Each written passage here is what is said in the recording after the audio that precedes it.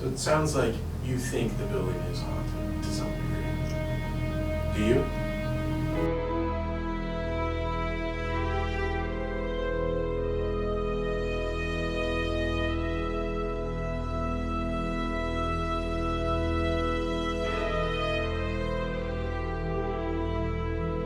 I felt something tickle behind my neck and my ear, and when I looked, there was nothing there. But I got chills down my right arm, and I started getting out of the room, but like the furniture wasn't where it should be, and it was hard to find my way out of the room, and I'm telling you, the room is haunted.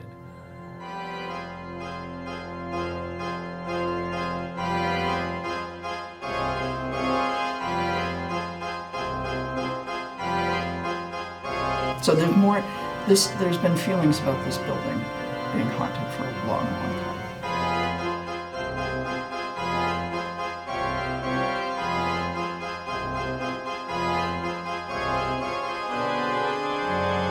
The spookiest place I've been is down kind of the tunnels under the ballroom.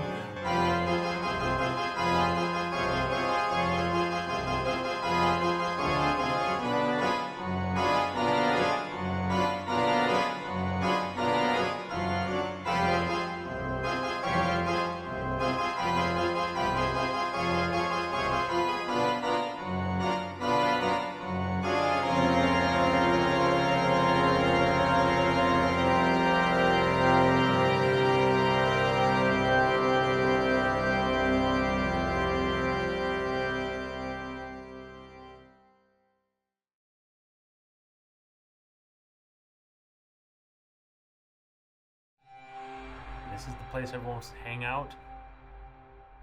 There's rumors and stories of good things and bad things happening here. So it would make sense of almost 100 years of legacy. Why wouldn't people want to hang here in the afterlife?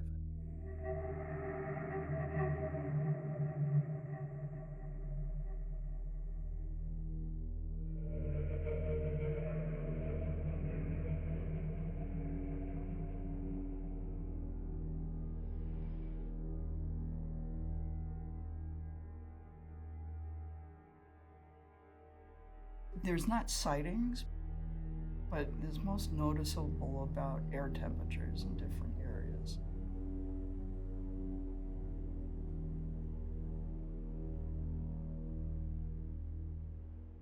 I want to say it was on the west end of the building, the historic core of the building.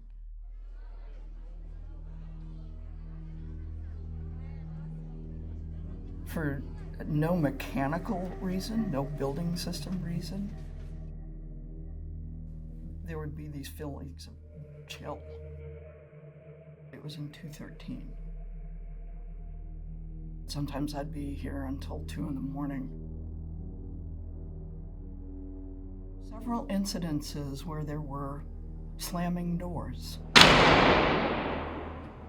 And I'm still having a galvanic skin response to that. My name is Deb Mott, and I'm the director of the Memorial Union. There's actually been staff here before the building was put up, and I am only the 5th director since 1926. I also come from an area in the country where unexplained incidences to come up. So when I came here, and I'm like, so is this place haunted?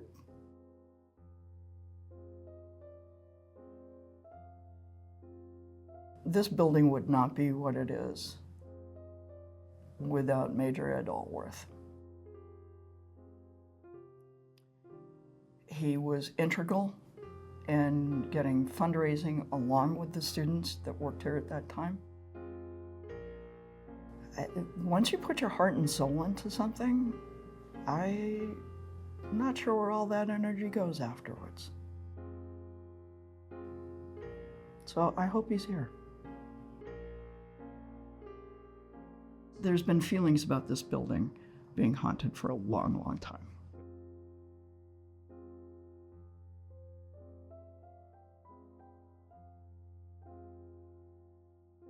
I don't think it's haunted. I think it's a cool old building. It's got some idiosyncrasies and maybe occasionally something crawling in the walls, but I think it's living and not a ghost.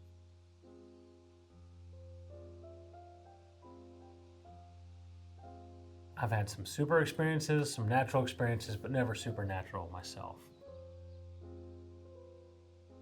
My name is Mike Mayers, and I'm the Assistant Director for the Memorial Union, specifically for facilities.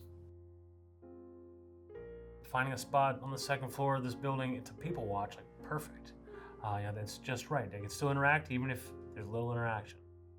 And so a place like the MU, the center of campus, heart of campus, I think draws on that intrinsically, and that's why it was built. It's why it exists, and so it makes sense that, well, even after in the afterlife, wouldn't people be drawn to it? We've had ghost hunters of various stripes, and they were a lot of fun. As a skeptic, I was like, oh, this is straight unbelievable, but everybody had a good time.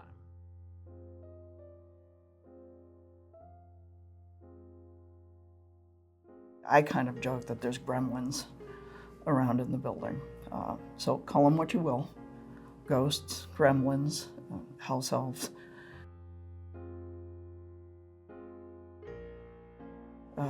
There's just some things you look at and they're like, how did that happen?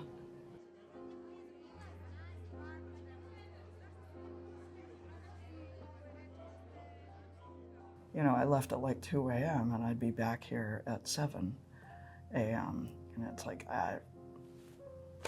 who moved that?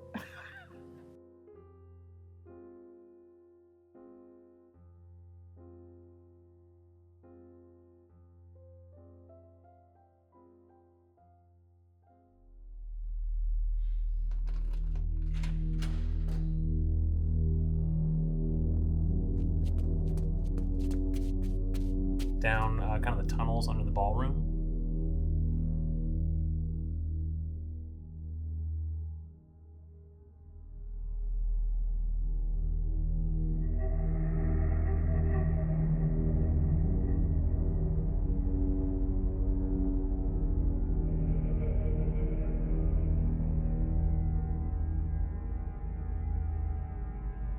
Some air shafts, and sometimes we have to crawl through there to do some work.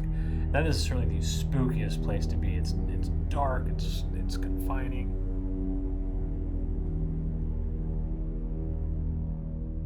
Like under the ballroom, it's definitely creepy under there, that tunnel. Like maybe there's some sort of presence there.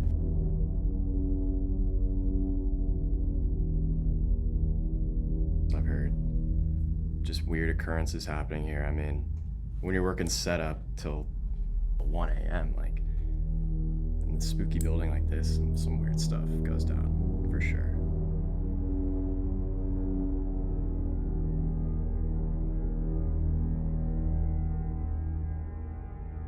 My name's Gavin Dorman, and I work in event services.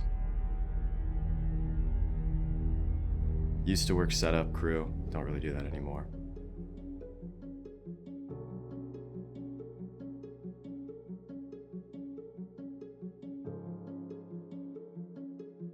It was later at night, we were in the ballroom, and we were just doing our normal things, setting up tables and chairs.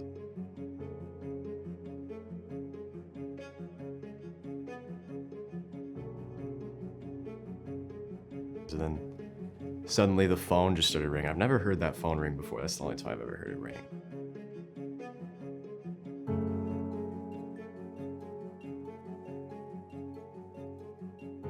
Kind of like an old type of phone ring. It was like really loud, kind of like caught me by surprise. Wasn't really expecting it.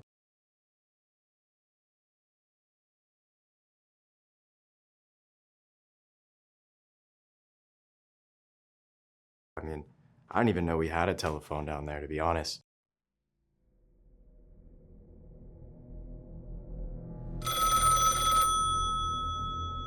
And the sound and kind of just, I don't even know, the energy of it just kind of sent chills down my spine.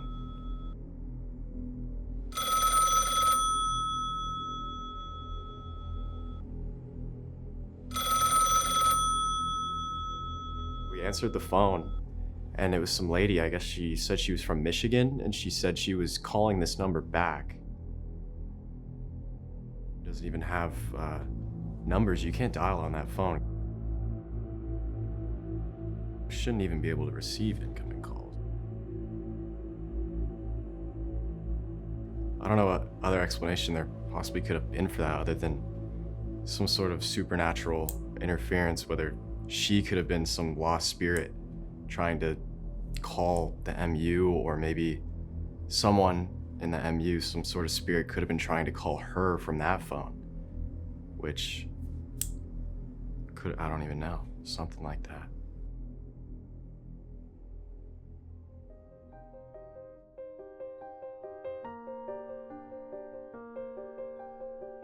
So it's certainly plausible. I haven't experienced any, but maybe I'm just inexperienced.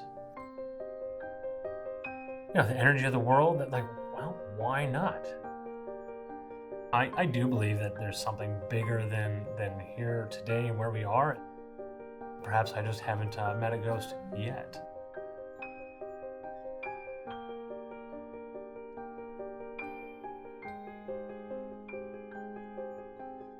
Like I said, energy's energy. Where does it go? And if you have a really super deep connection to something, I think there's always energy around that for a long time.